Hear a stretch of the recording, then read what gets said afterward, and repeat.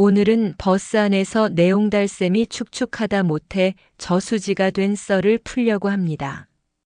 아침 햇살이 커튼 사이로 들어왔지만 방 안은 여전히 조용했다. 집 안에는 시계 소리만 또각또각 울리고 있었다. 이 집에서 사람이 사는 흔적은 텔레비전 소리와 전기밥솥의 김뿐이었다. 남편이 떠난 지 어느덧 3년이 지났다. 처음 1년은 숨 쉬는 것조차 힘들었고 그 다음 1년은 아무 감정도 느껴지지 않았다. 사람들은 시간이 약이라고 말했다. 하지만 시간은 약이 아니라 그냥 흘러갈 뿐이었다. 상처는 아물지 않은 채 익숙해졌을 뿐이었다. 혼자 밥을 먹고 혼자 잠들고 혼자 눈을 떴다.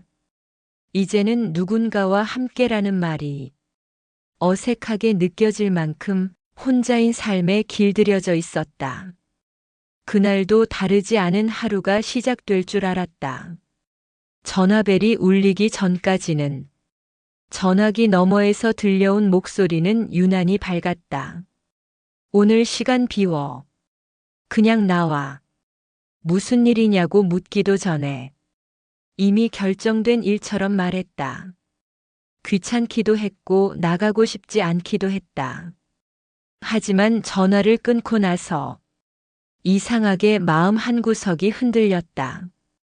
며칠째 사람 목소리를 제대로 듣지 못했던 탓일까. 옷장을 열어보았다. 검은 옷이 먼저 눈에 들어왔다. 무의식적으로 밝은 색을 피해왔다는 걸 그제야 알았다. 거울 속 얼굴은 낯설었다. 언제 이렇게 나이가 들었을까? 언제부터 웃지 않게 되었을까? 집을 나서며 문을 잠그는 순간 괜히 가슴이 답답해졌다. 마치 오래 잠가두었던 문을 억지로 여는 기분이었다. 주차장 한쪽에 커다란 관광버스가 서 있었다. 커튼은 모두 닫혀 있었고 안에서 웃음소리가 새어나왔다. 버스에 오르는 순간 술 냄새와 사람 냄새가 섞여 들어왔다. 익숙하지 않은 공기였다.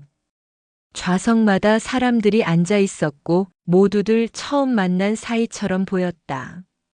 하지만 묘하게도 어색하지 않았다. 이름을 묻지 말 것, 나이를 묻지 말 것, 직업도 가족 이야기도 하지 말 것. 이상한 규칙이었지만 그 규칙 덕분에 오히려 마음이 가벼워졌다.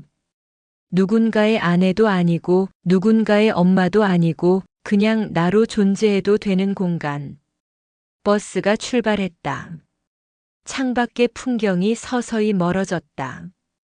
마치 지금까지의 삶도 잠시 뒤로 밀려나는 것처럼 작은 종이에 적힌 번호를 뽑았다. 손끝이 떨렸다. 괜히 긴장되었다. 맞은편에서 누군가가 일어났다. 말수가 많지 않았고 목소리는 낮고 차분했다. 처음 몇 분은 아무 말도 하지 않았다. 침묵이 흐르자 오히려 편안해졌다. 괜히 말을 하지 않아도 되는 사이. 게임이 시작되었다. 손을 잡아야 했다. 순간적으로 망설였다. 손이 닿았다. 차갑지 않았다. 오히려 오래전 기억처럼 따뜻했다. 이상하게도 마음이 놓였다. 괜히 웃음이 나왔다. 오랜만에 느끼는 감정이었다. 그날 이후로 그 온기를 계속 기억하게 될 줄은 그때는 몰랐다. 버스 안이 점점 어두워졌다. 커튼이 완전히 닫히자 밖은 보이지 않았다. 사람들은 들떠 있었고 분위기는 과감해졌다. 하지만 옆자리는 조용했다. 가끔 거친 숨소리와 입술을 빠는 소리들이 들렸으며 그 소리를 들을 때마다 내용달샘이 축축해지는 걸 느꼈다. 나도 무의식적으로 입술을 갖다 댔다 강렬했으며 뜨겁게 키스하면서 남자의 손이 가슴을 만지는 순간 온몸에 전기가 오는 전율을 느꼈다. 너무 흥분됐다. 남자의 손이 아래로 향하면서 내용달샘을 마사지하는 순간 싸는 느낌을 받았다. 그 남자는 남편 돌아가시고 처음인가 봐요. 라고 물었다. 고개만 끄덕였다. 무언가를 하기 전마다 작은 목소리로 물어왔다. 괜찮으냐고. 그 한마디가 이상하게도 마음을 울렸다. 오래전부터 아무도 묻지 않았던 말. 누군가의 허락을 받는 게 아니라 존중받고 있다는 느낌. 그것만으로도 충분했다. 어깨에 살짝 기대었을 뿐인데 눈물이 날 것 같았다. 외로움이 들킨 기분이었다. 그날 밤 처음으로 혼자가 아니라는 느낌을 조심스럽게 받아들였다. 휴게소의 공기는 차가웠다. 하지만 마음은 묘하게 따뜻했다.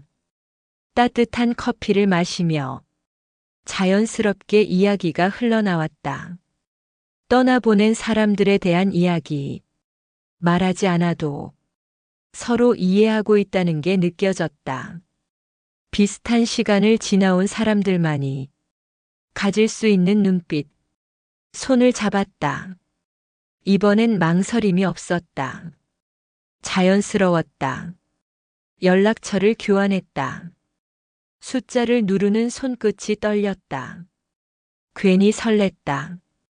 이 감정이 옳은 건지 괜찮은 건지 고민하면서도 마음은 이미 대답을 알고 있었다. 아직 끝나지 않았다는 것. 아직 느낄 수 있다는 것. 숙소에 도착했을 때 같은 방이라는 말을 들었다. 순간 숨이 막혔다. 침대는 하나였다. 망설임이 길어졌다. 어색한 침묵이 흘렀다. 누군가 소파를 말했지만 그 말이 오히려 더 마음을 흔들었다. 배려는 때때로 마음을 열게 한다. 서로를 바라보았다. 말없이도 많은 이야기가 오갔다. 외로움, 두려움, 그리고 기대. 손을 잡았다. 이번엔 놓지 않았다. 마치 오래전부터 알고 지낸 사람처럼. 그 밤은 급하지 않았다. 조심스럽고 느렸고 서로의 숨결을 확인하는 시간이었다. 새벽이 올 때까지 아무 말 없이 안고 있었다. 그것만으로도 충분했다. 아침 햇살이 방 안을 채웠다. 잠든 얼굴을 바라보며 이게 꿈은 아닐까 생각했다. 손을 잡고 아침을 먹었다.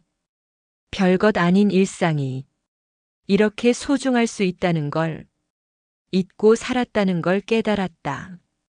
산책을 하며 앞으로를 이야기했다.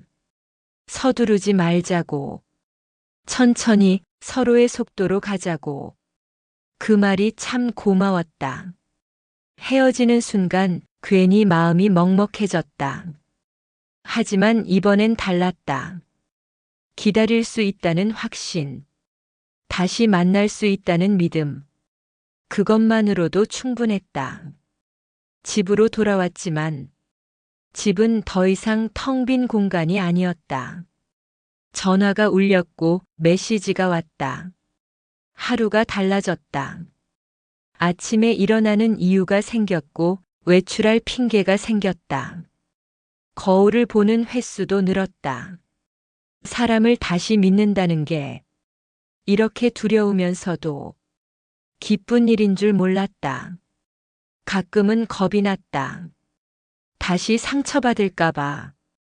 하지만 이번엔 도망치지 않기로 했다. 인생의 후반부라도 마음만큼은 솔직해지고 싶었다. 사랑은 젊을 때만 오는 게 아니었다. 그저 준비가 되었을 때 조용히 찾아오는 것이었다. 나이가 들었다고 해서 설렘이 사라지는 건 아니었다. 다만 표현하는 법을 잠시 잊었을 뿐이었다. 이 이야기는 대단한 사랑 이야기가 아니다. 하지만 진짜 인생 이야기다. 지금 이 순간에도 어딘가에서 누군가는 다시 살아가고 있다. 혹시 당신도 혼자라는 이유로 마음을 닫고 있다면 이 이야기가 조용히 손을 내밀어 주길 바란다. 인생은 생각보다 아직 많이 남아 있으니까 끝까지 시청해 주셔서 감사합니다. 좋아요, 구독 부탁드립니다.